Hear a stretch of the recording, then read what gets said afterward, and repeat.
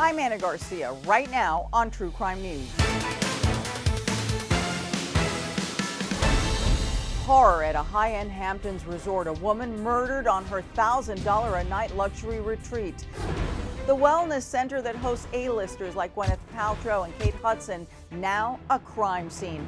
What her killer told cops before taking his own life. Plus, I'm so glad you could join us on Well Deserved. they were enjoying their life in retirement on their dream yacht until they decided to sell it to a young couple expecting a baby. Little did they know their final voyage would be the last time they'd ever be seen. Something here is not right. Your daily source for true crime starts right now. Thanks for joining us, everyone. We begin in Watermill, New York, the Hamptons, known for its beautiful beaches, lush estates, and celebrity-studded social scenes. Well, it's the last place that you would expect a grisly murder saga to unfold. It advertises itself as a place where sea meets sky and earth embraces ether. A serene $1,250 a night spa on Long Island's East End, known as Shishuggiban House. A place reportedly frequented by celebrities like Gwyneth Paltrow, Kate Hudson, and Katie Couric. 33-year-old Sabina Rosas checked in last weekend with 56-year-old Tom Gannon, just another age-gapped couple of extraordinary means on a Hamptons getaway. But early Monday morning, Gannon is seen leaving spa grounds by Uber and by himself. Hours later, Sabina would be found dead. Sabina had come to America alone at the age of 17 as Sabina Karamdel of Tajikistan before settling in Queens, New York and pursuing an arts degree, where she met her mentor, Professor Liz Phillips. She was beautiful, talented. She really lit up a classroom like nobody else. Her multimedia art career took her all over the world, and Gannon, who had met her 2 years ago, was the man who financed a large part of it. As his Uber approaches his cabin in Pennsylvania, 4.5 hours and 220 miles away, Hamptons police receive a call from Shishuggiban House that a housekeeper has discovered Rosas' body in a guest room, lifeless and, quote, a victim of violence. The East End, as we call it, is just where everyone goes. Ruth Bashinsky is senior New York correspondent for London's Daily Mail. All the celebrities, all the A-listers go there. Everyone looks at what you're wearing, what you're drinking, what you're driving. It's just a beautiful area. On Tuesday morning, Ruth calls an Uber to take her to Shishuggiban House to cover this rare Hamptons homicide. As luck would have it, her driver, Ozan Mashulu, has just been there. When we got in the car, I just started chatting away. And then he mentioned to me that, he happened to have picked up a man on Monday morning around 8 o'clock. And I said, wow, that's very strange, because the woman that I'm actually reporting on was found dead in her room, hours later. My gut instinct was like, this is just too strange. What would a man be walking out of his spa at 8 in the morning asking for a lift? On a hunch, Ruth asks a colleague for any information about the suspect in Sabina's murder. Our photographer, he got a suspect's name with the name Tom. And she asks Ozan the name of his early morning passenger on Monday. I said, did you happen to get his name? So he was checking on his cell phone and he goes, his name is Tom. And that's when Ruth's Uber U-turns from covering the story to becoming a part of it. So I basically called the Suffolk County Police Department. I was calling as like a journalist, but also as a citizen. I spoke to a detective. So Ozan took my lead and he went to the Southampton Police Department. They filed something later that day. Ozan was essentially the getaway car. He didn't even know it. The information proves vital. Ozan's passenger is verified as the same Tom Gannon Suffolk County Police are looking for, a man they describe as, quote, in a domestic relationship with Sabina, despite the fact that both are married to different people. He was supporting Sabina for, I believe, the 2 years they were together. He was really helping support her artistic endeavors. But by the time Pennsylvania state troopers arrived at Gannon's cabin, it would be too late for questions. Gannon was found dead late Tuesday night with a single gunshot wound to the head. The Wayne County coroner says he confessed to committing the homicide immediately prior to taking his own life. The questions remain. What happened inside that room at the spa? Why did Thomas Gannon kill Sabina Rosas? Ruth says she immediately thought of Sabina's family in Central Asia and Berlin. My heart goes out to them. It's so, I'm a mother, and a sister and a friend, and Sabina sounded like she was such, a wonderful daughter and sister. They would have wanted justice for their daughter, and they didn't get that. And has no regrets about being a player in the story. Ozan, he told me in his country of Turkey, he was a former journalist, or he just knew, I was going on my instincts, but he was really an active participant. I mean, we really did this together. Up next, a loving couple living their best life in retirement vanished from their yacht. And on the bow of the boat, there's only one anchor, and there should have been two. The mystery at sea involving this young couple with a baby on the way when we come back.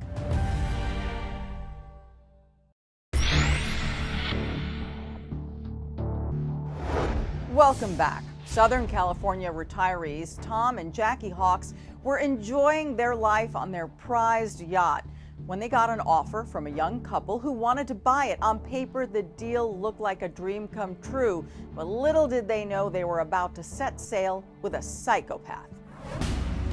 I'm so glad you could join us on our last voyage on Well Deserved. This is our last trip to the island because we sold the boat. These were the last captured images of Tom and Jackie Hawks. No one had seen them for days. There's Grandpa holding his little grandboy. Having just become grandparents, Jackie, hello. Hi, honey. the retired firefighter and his loving wife hoisted a for sale flag on their 55-foot yacht, the Well Deserved, in order to spend more time on land with their growing family.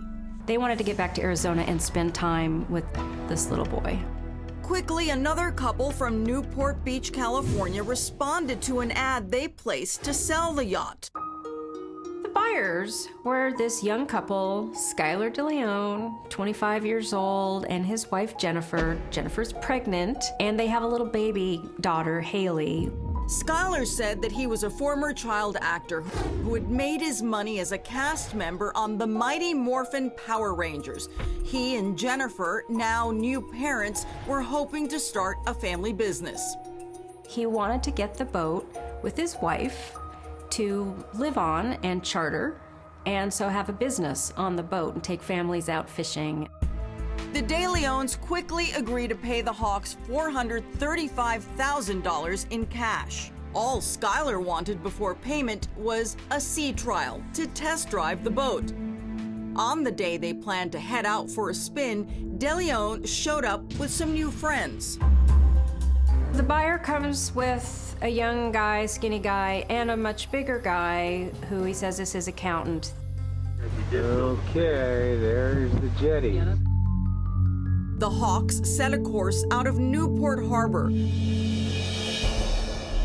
But when the sun rises the next day, the Well Deserved is moored back in the harbor, and Tom and Jackie are nowhere to be found. When I first got the call, I had one of the detectives, I said, head out to the yacht, see what you can see. The Hawks family files a missing persons report after Tom and Jackie and their SUV aren't seen for weeks. When now retired Newport Beach Detective Sergeant David Byington enters the yacht to look for them, There wasn't any signs of violence. in fact, it's immaculately clean.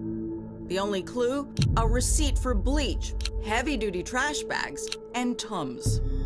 Something in the back of my head said, well, if I was going to commit a murder, that would be my clean kit. I'd get bags to destroy evidence, clean up down with bleach wipes, and maybe my stomach would be upset, so I'd take some Tums.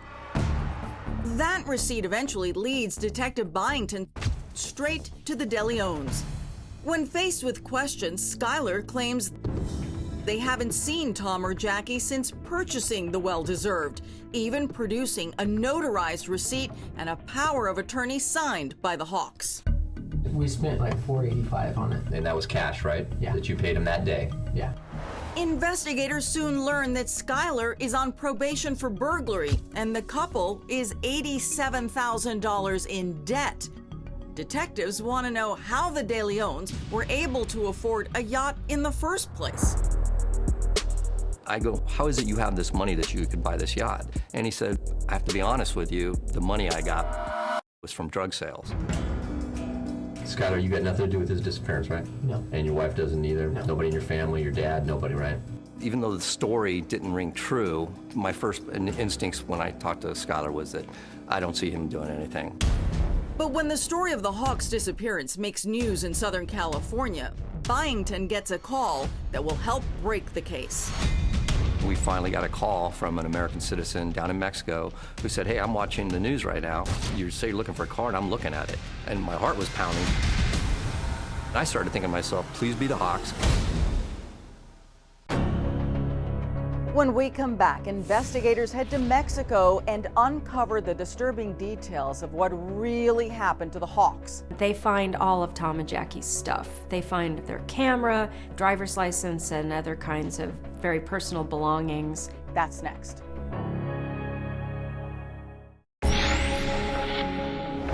We're back with the disappearance of Tom and Jackie Hawks. The retired couple from Newport Beach, California, vanished after taking a potential buyer out for a test ride of their luxury yacht. And their SUV, abandoned in Mexico, is the only clue detectives have as to where they might be. A tip from an American citizen in Mexico brings detectives to a house near Ensenada, Mexico, and Tom and Jackie Hawks' missing SUV. Sure as hell, here's the Hawks vehicle sitting there. A Mexican federale takes the lead and knocks on the door. The gentleman inside the house, he said the name Skylar De Leon.